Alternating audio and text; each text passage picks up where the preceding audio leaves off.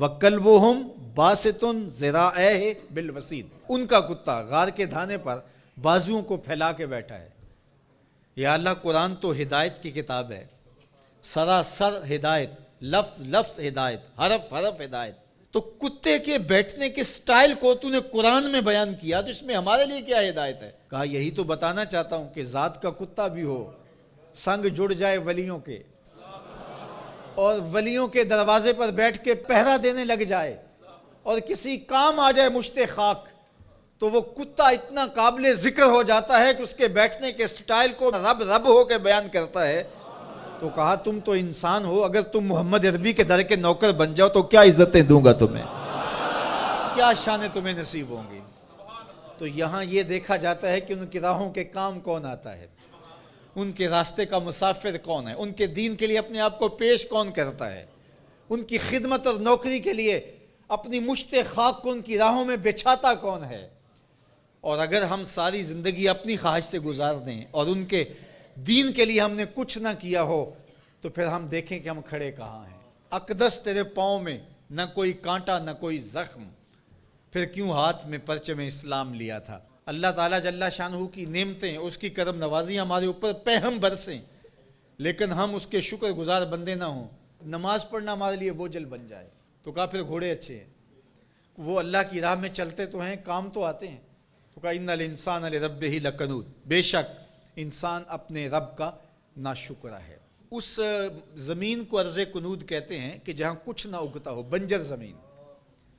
جہاں نہ سبزہ اگتا ہو کہ جانور چارہ کھا سکیں، نہ کوئی درخت اگتا ہو جس سے کوئی سایہ لیا جا سکے، نہ کوئی ایسا درخت اگتا ہو جس سے کوئی پھل حاصل کیا جا سکے، نہ شجرے سایہ دار دیتی ہو جو زمین، نہ شجرے پھلدار دیتی ہو جو زمین، نہ کسی جانور کے چارے کی ضرورت کو پیش کرتی ہو جو زمین، اس کو کہتے ہیں ارض کنود۔ وہ بنجر شخص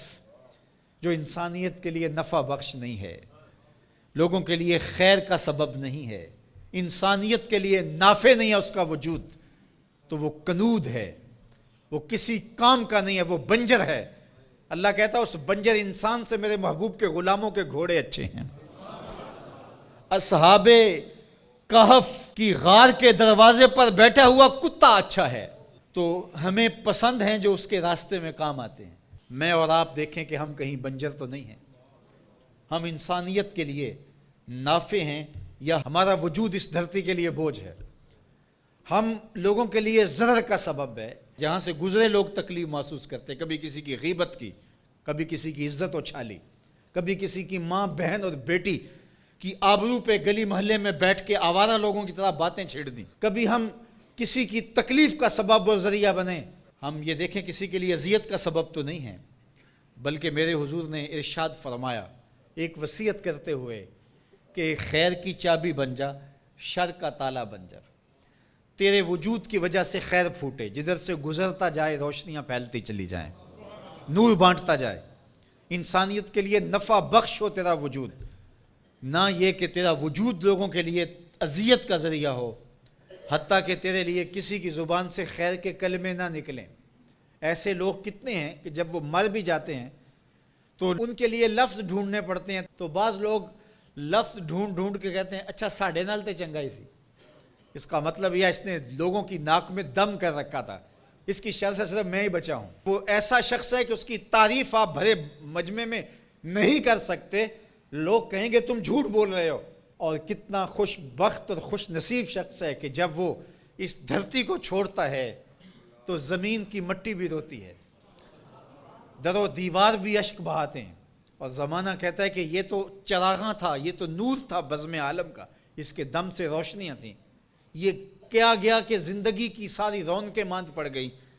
گویا روشنیاں بجھ گئی اس کے جانے سے۔ تو خیر کا سبب اور خیر کا ذریعہ بنو، نہ کہ برائی کا ذریعہ بنو۔